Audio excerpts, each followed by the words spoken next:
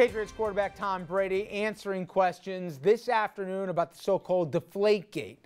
NFL looking into why most of the balls used in the game by the Patriots, 11-12 in effect, this past Sunday, were underinflated, and not by just a little. Earlier today, the team's head coach, Bill Belichick, said he also didn't know how this could have happened and instead shifted attention to Brady. I didn't, have any, I didn't alter the ball in any way. The Patriots feeling the pressure. I think everyone's obviously trying to figure out what happened. Responding to NFL claims that 11 of the team's 12 footballs used in Sunday's AFC Championship win were significantly underinflated. I was shocked to learn of the news reports about the footballs. I had no knowledge whatsoever of this situation. The NFL says the footballs were inspected and approved 2 hours and 15 minutes before kickoff. Experts explain the only time they could have been deflated was just before kickoff or on the sidelines during the game. ABC's Ryan Smith, he looked into how quickly that could be done. Just like that. What's that, 3-4 seconds? Right. Some experts claim there are advantages to playing with underinflated balls because they're easier to grip. But analysts and players say the Patriots likely would have won Sunday's game against the Colts regardless. I don't feel like it affected the game, and if it did, we wouldn't know the ball was all hard. But, hey, man, we're on to Seattle. Yes, the Patriots will still play in the Super Bowl, but since this isn't the first time that the team's been accused of playing with deflated footballs or of breaking other league rules, some feel the real consequences of this controversy will be to their reputation. I think if you look big picture at Bill Belichick and the Patriots, what this does is sort of complicate the legacy. Complicate the legacy? Not if he wins the Super Bowl. Then he's the Super Bowl again winning coach. Hey, I think there's a couple mitigating factors in this. One is this isn't the Pats' first rodeo. And yes, let me do the qualifier.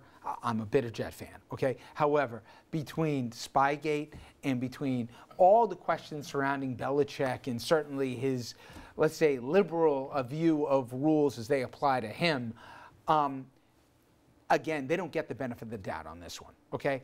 Secondly, if anybody thinks that just because they did a press conference, the questions go away, they're delusional.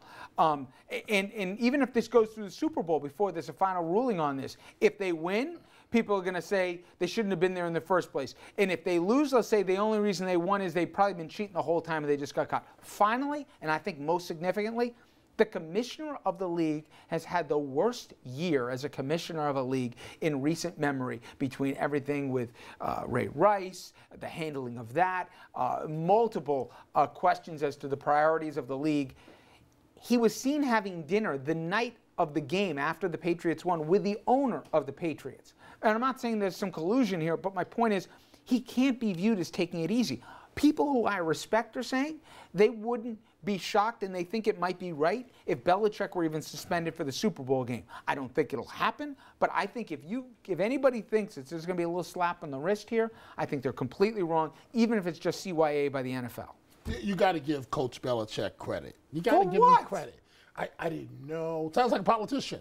I didn't know. How could it happen? Preet Bharara's on the phone now. Yeah, Preet Bharara's on the phone for Coach Belichick. And Tom Brady, Mr. Quarterback, these guys, they got caught with their hand in the cookie jar again. That's the key word. You made a lot of points. And will it hurt their legacy? No. If they win the Super Bowl, how many spitballers are in the Hall of Fame in baseball? Yes, cheating is okay if you get away with it and you win. I mean, there's one thing. How many people aren't going to be like, yeah, they won the Super Bowl, but like 5 years from now, people are going to forget. Andrew, there's a difference, and you know this, with gamesmanship, right? And then there's a difference with somebody that is just outright cheating. I know there's a subtle line. The two people may disagree where it starts and ends, but you can't screw around. Listen, you have to submit the balls for a reason, right? And anybody who thinks there's not a difference between the two balls, whether they work or not, every NFL quarterback who's done this says, of course there's a big difference. You can grip a football. It's going to be harder to strip the football. All those things if it's underinflated. And somehow you don't, to me that sounds like gamesmanship. To me that sounds like bending the rule. I mean, they didn't get caught on game day. The refs didn't take the balls away and say, no, this is no good. If it was going to be dealt with, it should have been dealt with Sunday at the game. This feels like scuffing a baseball. And plenty of pitchers have gone to the Hall of Fame scuffing or spitting on a baseball. Yeah, but you know what? to me, this is something more because everybody the other team didn't have that same right. Okay, they figured that there's a rule they can't score, and you got to give it to. For example, they even check them beforehand. So somewhere in the 2 hours and 15 minutes when the refs had the ball, they consciously had to deflate not 1 or 2, but 11 of the 12. Right? And then. And that's saying there's some junior guy's not going to flip on him. Come on. Remember, Brady's been quoted as saying years ago he likes to play with deflated balls. So isn't it ironic that in the championship game, the balls that you like to throw, Mr. Brady, they're exactly the way you like them. Look, I think there probably will be a pretty severe penalty against the Patriots, maybe for next season. But they're not going to suspend Belichick for the Super Bowl. Just from an optics? They're not going to. Do you think the league Patriots can really? Super Bowl. Do you think the league can really get a pass on this? The problem is this came out with a week, almost 2 weeks before the game. It's Thursday. You think they can go a week? It's the only question people are going to be asking next week.